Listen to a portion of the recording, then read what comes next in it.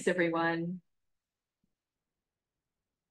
I'm really excited to introduce these two poets tonight. I've known them for quite a long time, and from our UVic days, and they were like two of the best poets in all the classes, you know.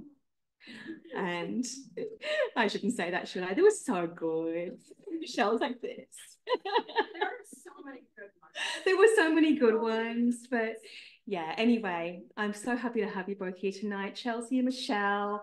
And first of all, I'm going to welcome Chelsea. ChelseaRushton is a poet, a painter, and a non-dualist meditator. Her poems draw on memory, ancestry, personal mythology, relationships with place, and the beyond human world. Sacred texts and transcendent experiences to evoke quiet revelation. I didn't read that well, sorry. But you get the gist. Her writing and illustrations have notably been published in TARKA Journal, Room Magazine, and the Femme Handbook. She was also the artist behind Garth Martin's Jack Pine Press book, Remediations. Chelsea works with the Gabriola Arts Council as their new program manager. Big job.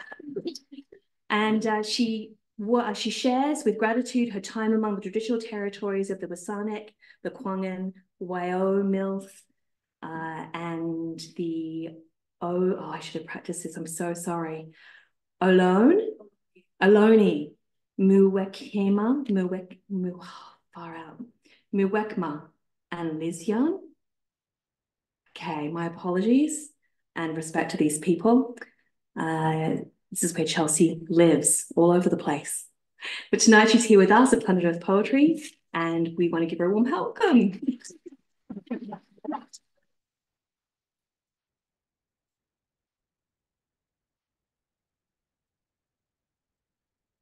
Oh, wow.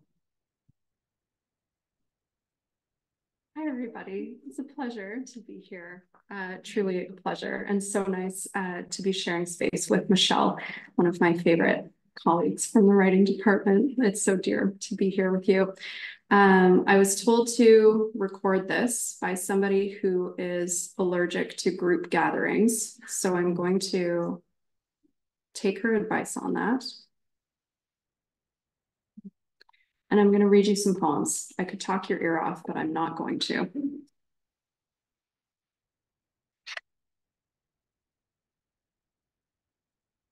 I came here to learn happiness. 5 are the fingers that hold a stone. 4, the number of birds circling. 3 are the pines sistered on the shore, and 2 are the sides of water.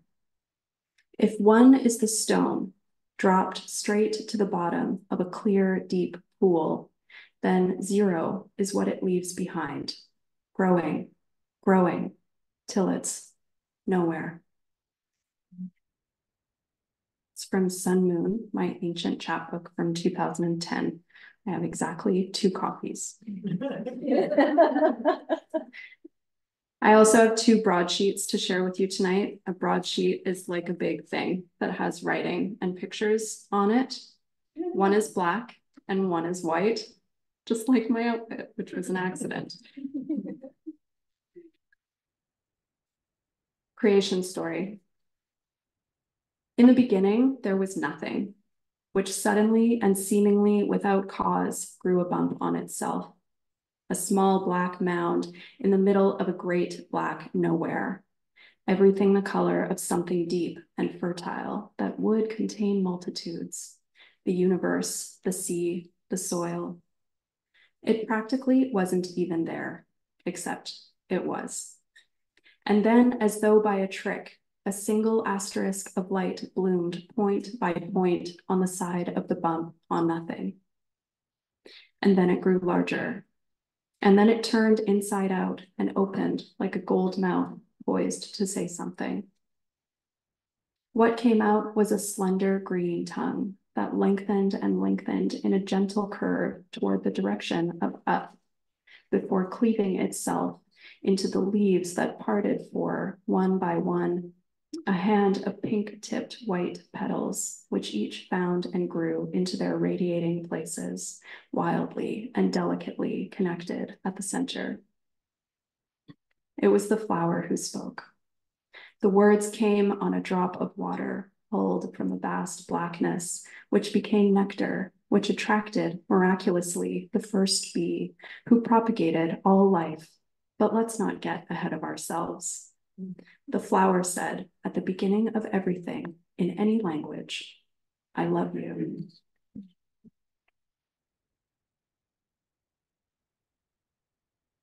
I wrote this poem yesterday. Building a fire. I have a hearth in the center of my house that keeps everything warm and glowing, if I work it right. At first, I didn't even know you need to know how to work it right. I didn't ball my paper.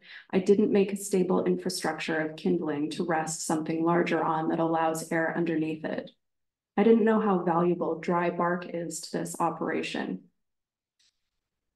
I didn't understand you have to add fuel gradually in the right amounts, sizes, order, or the thing just won't work. I have, yes, in the earliest days, unfortunately spent 47 minutes igniting page after page of old copies of this island's community newspaper over a wet half round, expecting something to happen. I can laugh at that now. Love is like this. Love is exactly like this. Open the container to airflow. It can begin with as little as one match struck the right way, which is itself not always easy. But when it catches, it will hold enough flame to light at least one more thing: the dryer lint, the thin paper scrunched, the pine cones. Then they light each other, and then the kindling joins in, that sweet, dry, luscious, delicious smelling cedar kindling, which my dad always insisted we did not need. But how very needed it is, that kindling. 10 sticks arranged in the shape of the base of a cabin, much like the one I am now living in, and how those flames devour it from underneath, a vision as inspirational as it is terrifying, with a bark roof over top that makes amazing heat and light. I must choose the right moment, like in telling something, to add the first small log, while the kindling can still support it until it grows hot from the inside. When that happens, another small log, supported by the first one on a diagonal. There might be one more like this, and then it's pretty much ready for the big shit, the commitments. If I put this log in here, it will burn for at least 2 more hours, I will often tell myself before I leave the house, which is the scariest part of all, leaving it. What I'm afraid of is not the logical outcome of the fire going out while I'm away. What I'm afraid of is that, not under my watch, the fire will grow hotter, uncontrollably so, until it burns through the wood stove, or, in some scenarios, explodes. I mean, it could happen. But over and over, it doesn't. I must trust. Last night, I had just started something, and it was strong and healthy, and then I immediately had to go out to pick my friend up from the ferry. And I said a prayer, and I didn't stay long when she invited me for pie. And when I got home, it was still lapping happily and goldly away. Bloody marvelous, I texted my friend. Yes, 3 S's, way to trust the process, 3 exclamation points. So she replied immediately. Trust the process, I thought. Indeed. And then I stacked the stove full with some big ones that would burn all night. And I turned the air down in there. And I brought the heat in close around them. And I went to bed, not at all shivering, not knowing, but indeed trusting that in the dark blue morning, I could rake the coals gently as though to wake them, and they would still be warm, and they would still be glowing. Love is like this. Love is exactly like this.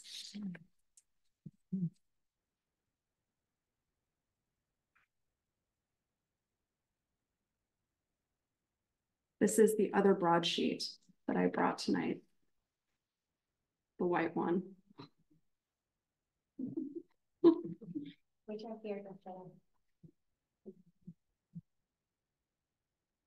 I, thou. Part 1. The water said to the stone, For you, I will become relentless, as is my nature, and wash over you, run over you, splash over you, smooth over you, tongue you, swallow you, crash into you, hurl you, pummel you, rake you sometimes against your compatriots. I am occasionally violent for reasons beyond us both. You do understand, don't you? But still I will hold you in tenderness and carry you, transport you, deposit you into a wholly unknown territory that is you, all of it, over and over, again and again, until at last, on the border of infinity, we both change. Part 2. The stone said to the water, you have no idea how I long to have my edges licked soft, a hole bored into my very center by your unwithering persistence, until I simply dissolve into you. I only appear unrelenting, impenetrable. How else could I keep you occupied? Indeed, the moment we become each other is the last shred of time.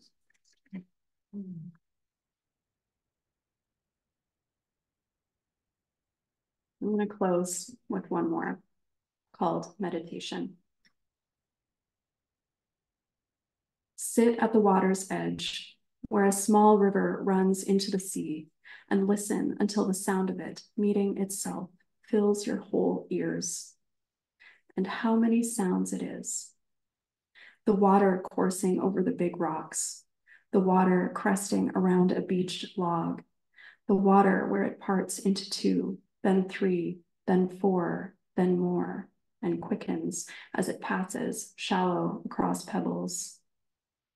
The water behind you, the water beside you, the water ahead of you.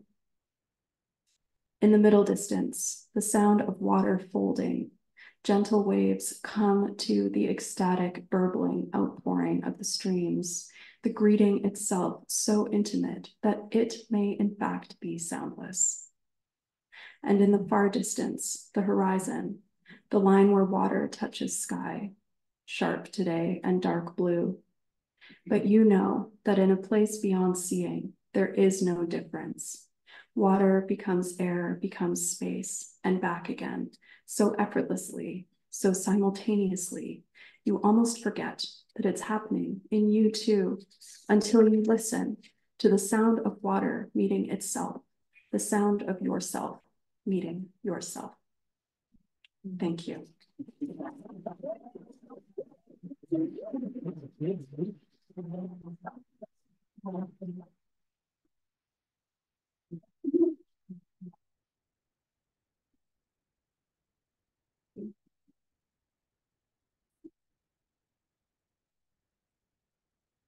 Thank you so much, Chelsea. I have always adored your poetry.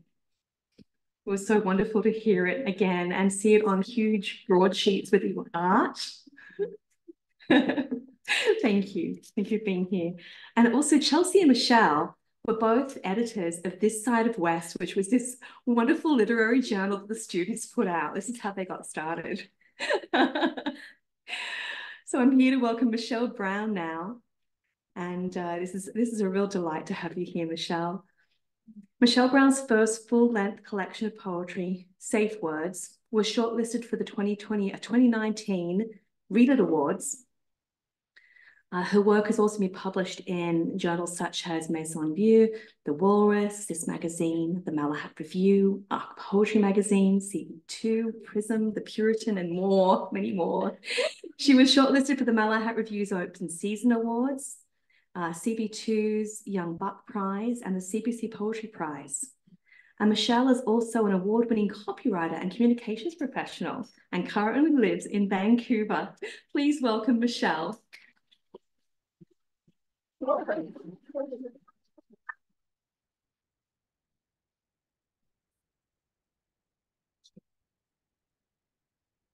Unwearied still, lover by lover, they paddle in the cold.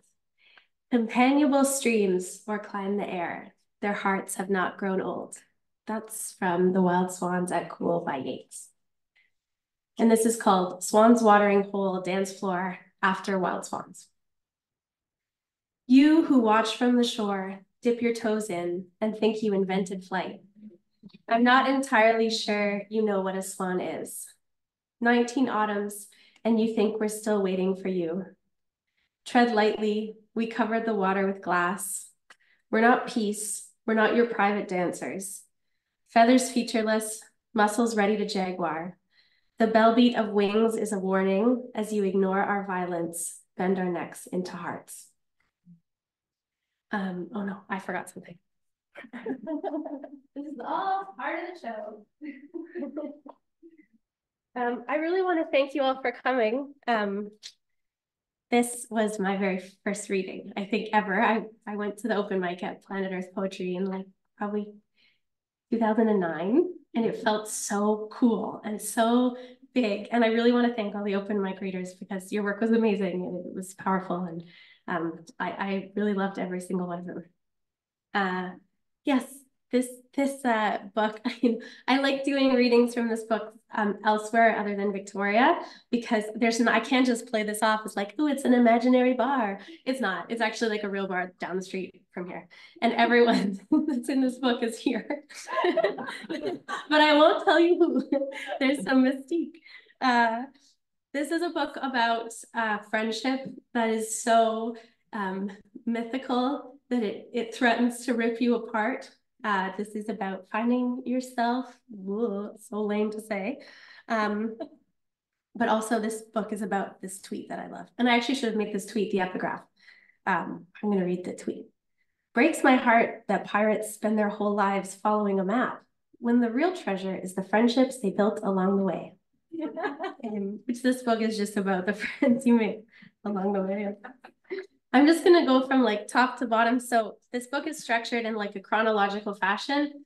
So it starts like getting to the bar swans, and like waiting in line. And then it kind of ends with like a coda, like after growing up and out of this. So yeah. This poem is called A Line That Snakes All the Way Around to the Future. From back here, the future looks like two doors guarded by one man. The weather is nothing. There are no job prospects. I hold your hand or bite it and get fed either way. My bad behavior is still cute, and I string it behind bubbly on my list of marketable adjectives. The future is getting closer and looks like it's going to be busy. The gatekeeper isn't impressed by my whimsy or my sequins, and those are my only two tricks. My body still listens to me. My hair springs into curls like raised hackles as I heckle him. No go. The future's full, already breaking fire codes. I try everything I can to pass the time. I kick at the heels of the people in front of me. I trim my split ends with pocket scissors and spread the leftovers like seeds in the wind. Pick glitter out of my teeth. We shuffle forward, and now I'm trapped in front of a dark window, staring at my own face superimposed over the future people. Shai and Ada and Bree and Guy are already inside. Allison is dropping off drinks. It's my birthday party. Their heads are bent together in a beautiful circle, an anklet that keeps me chained to them, buzzing if I move further away. Vincent shows up, shoves a paper bag in my hand, and leaves. The line was too long, and he didn't want to wait. Inside is a tall can of beer and a Bruce Springsteen album. Maybe he'll come back later when I'm a little closer. The friendship at the core of this book, it's made up of three women, myself being one, or the speaker being one.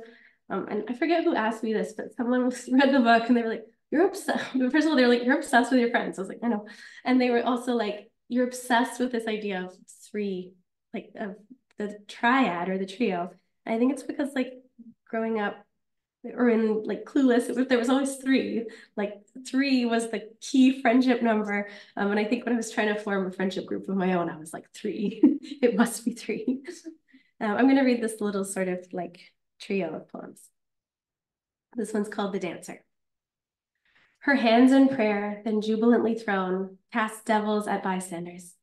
She steps boxes around them, circles the room, checks for traps in the floor with pointed toes. Taps twice and the ground opens. Swallowed, I'm here trying not to embarrass my young self, undone by even my own hair, my own shadow's curve. When they told me to pray, this is what I was promised. A girl like me who likes me. And then this is called The Witness. Shining, shimmering, splendid, I shout. We're at the docks. Imagine ending a world tour with a polite sign-off. Not in your vocabulary. Your soft spiked hair a halo. It's the only time you've told a lie. From down here, swans is just a story. I'm afraid, but you don't call me on it. Loving you is being watched by you. Every muscle mirrored, every ring on the trunk matched. I'll take you anywhere. I start. You can't sing, but you agree. You never take me far, but you ask me where I want to go and I answer. Then, no, but where do you really want to go? And then this is called The Historian. I was put here to love them, to put them down in writing, to write myself as a person they might love back. But I want to read this one because I feel like maybe in this crowd, there's a few people who have been to swans. Maybe in the years when they still had, I don't think they have this beer anymore because I'm pretty sure it's illegal, raspberry sours. Does anyone remember them? They were like, tasted like juice and it was like 9% and they were $5.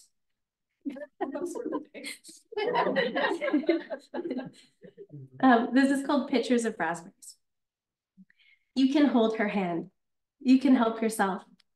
You can fall asleep under the table, a silver-dipped palm stroking your hair. You can get up and grow. Ignore the bartender who claims you're bad for business. Ignore the memory until years later when you shoulder her on the sidewalk, home again for the holiday upheaval. You can hold her and not understand until years later what it was. That hot pit in your stomach that twisted like a girl's tongue, pulling and pulling out into a knot, tighter all this time to finally untie it. It's fine to not know. It's fine to want more and still feel wasted the next morning by the sweet high percentage.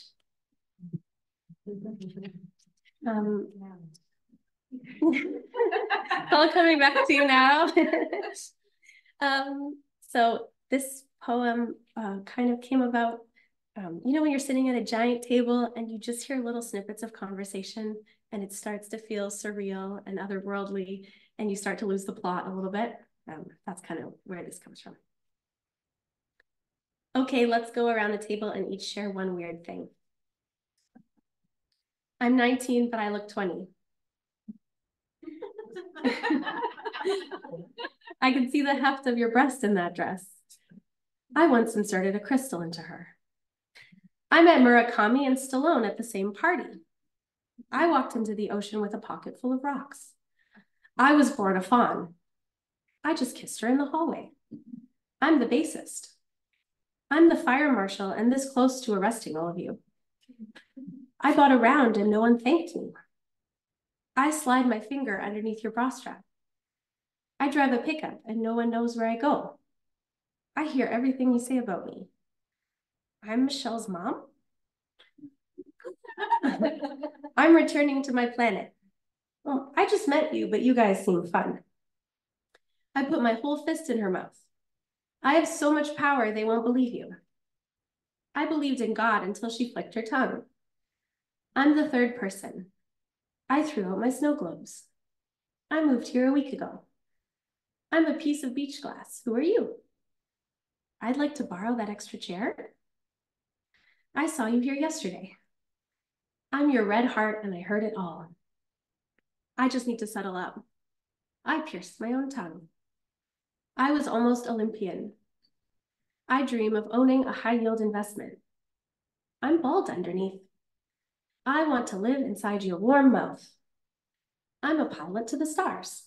I watched my brother shower. I just need to settle up. I think I'll stay. You guys seem fun. I think you guys seem fun for now. So we're getting into it. We're getting maybe a little hazier at this point of the night. There are some other voices that start to come in. So we have a growing cast of characters. There's a passerby at a cruise ship. He's on his way to his cruise ship. He got lost. And there's a server. And then there's a fruit fly. I think I'll read this server and the fruit fly. This is called Wait. Overserved, the three of them scare away good tippers with a snarl. Who's to say, says the one waking up from a nap. She was under the table until we seated her, my tray of raspberry sours missing, their lips a guilty red.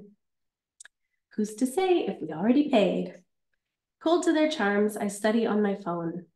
Cleopatra was a drunk, but at least she'd luxuriate in it. There's no gristle to this. There's nothing to chew and spit.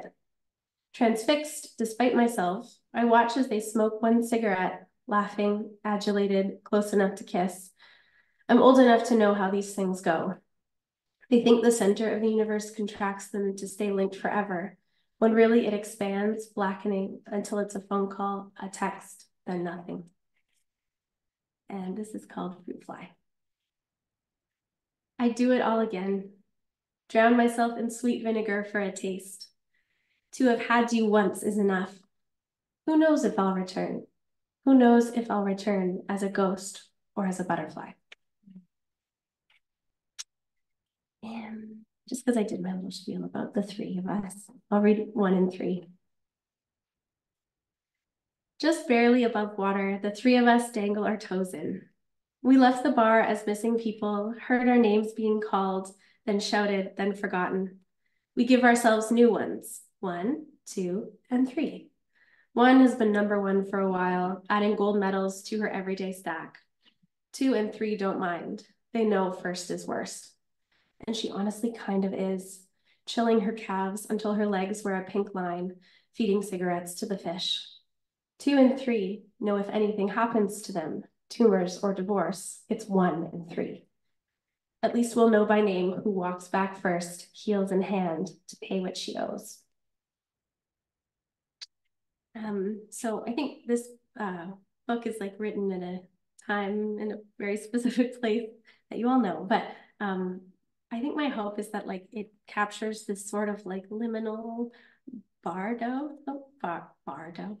that is sort of that maybe everyone goes through, maybe not at a bar, maybe somewhere more normal or more subdued, but where you see where you want to go and you know who you want to be, but you have no idea how to get there. So it's the treasure in the pirate tweet with the friends or the, yeah. So I think in the middle, there's a little bit of like a reverie section and we sort of go back to childhood friendships. So I'd like to read a few of those if you don't mind. This one's called Cam Girls. Oh, and it's about those like Logitech cameras that you would put. You remember those? It was amazing for MSN Messenger and AOL Messenger and stuff. Yeah. I wanted to be your mirror, so I got one too. Perched above the monitor like a pet bird, it chirped and you came into view. 5 months and a lifetime ahead of me. Perfect posture, eyes and hair the green and black of zeros and ones. I loved to make you laugh. I loved imprinting our faces onto the future. My face window over your face window. Our pagers only had 2 buttons for all the words I wanted to say. Are you growing up without me? Took days. I'd wait while you were at soccer, retrace where you'd applied my white eyeliner. My parents worried around the edge of the frame. Each morning we got dressed together, butterflies pinned above each ear, red bandanas loose around our necks, covering 2 broken hearts on chains. Sometimes I'd hold the camera in my hands and show you my view. The girl of the millennium, so bright against the beige of your room, your lesser siblings, each tendon and blink a beauty our bitrate couldn't match. Once I talked to your empty backpack slung across your chair. Someone other than you found me inconsolable in the bathroom. I never looked for you after you'd left, though every so often I'd plug it back in and wait for the green light.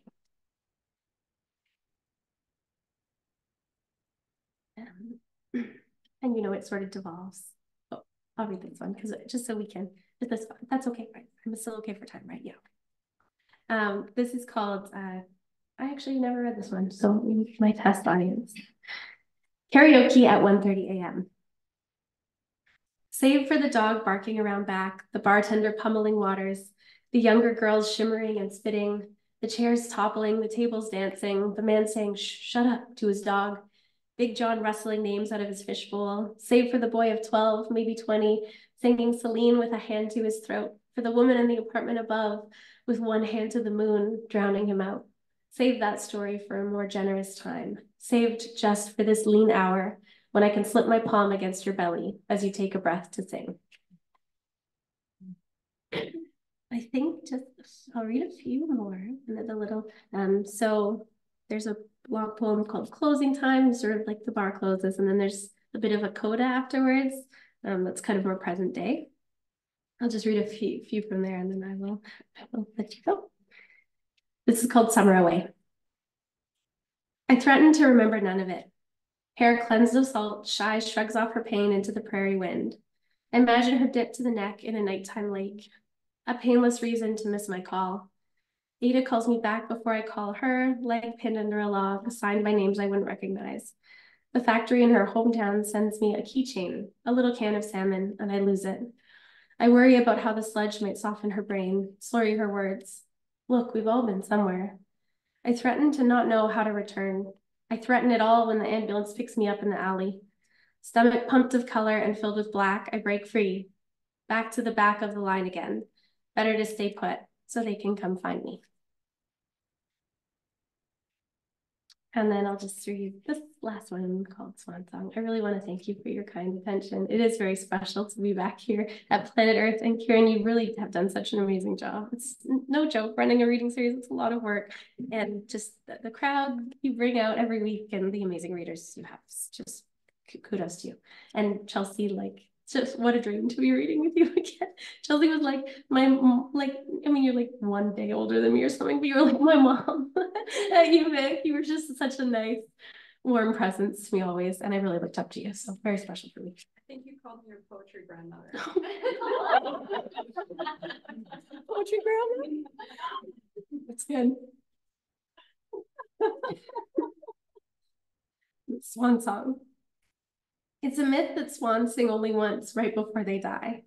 In fact, they're as angry and as silent as ever as they float off into their celestial hole.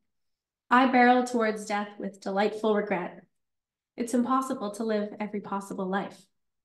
All we can do is throw what's yet to be done, the stolen kiss, the parachute, the unborn, into the bag of holding with our spoils, our spouses, the soy wax dried to the bath mat, and hope to forget which was which. I am happy to have seen the leaves turn again and to watch you pull a comb through your black hair. To think about it would be false. To write it down is just enough. Thank you so much.